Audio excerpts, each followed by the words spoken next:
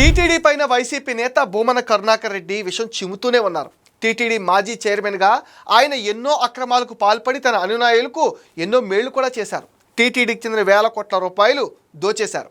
TTD ల్యాండ్ను టూరిజానికి ఎందుకు ఇస్తున్నారంటూ భూమన గగ్గోలు పెట్టడం పైన విమర్శలు వెల్లువెత్తుతున్నాయి. చేసినంత చేసి ఇప్పుడు శ్రీరంగ నీతులు చెబుతున్నారని భక్తులు భూమన పైన మండిపడుతున్నారు.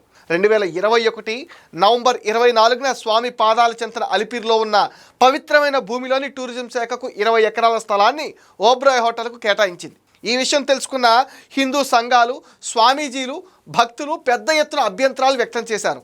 అయినా జగన్ కానీ భూమన కానీ కిమ్మనలేదు. తగుదనమ్మా అంటూ కూటమి ప్రభుత్వం వచ్చాక భూమన విష ప్రచారం మొదలుపెట్టారు.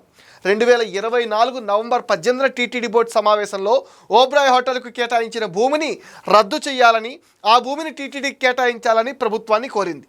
మార్చి 21వ తేదీన శ్రీవారి దర్శనార్థం తిరుమలకు విచ్చేసిన సందర్భంగా 7 కొండలకు ఆనుకుని ఉన్న పవిత్ర ప్రదేశంలో ఎలాంటి అపవిత్ర కార్యకలాపాలకు వీలు లేకుండా చేస్తామని చెప్పారు. అలిపిరిలో స్వామి పాదాల చెంత ఉన్న టూరిజం భూమిని టీటీడీకి, అదేవిధంగా రోడ్డుకు దక్షిణ వైపుగా ఉన్న టీటీడీ భూమిని టూరిజం శాఖకు బదలాయించేందుకు 2025 జూలై 22వ తేదీన జరిగిన బోర్డు సమావేశంలో తీర్మానం చేశారు.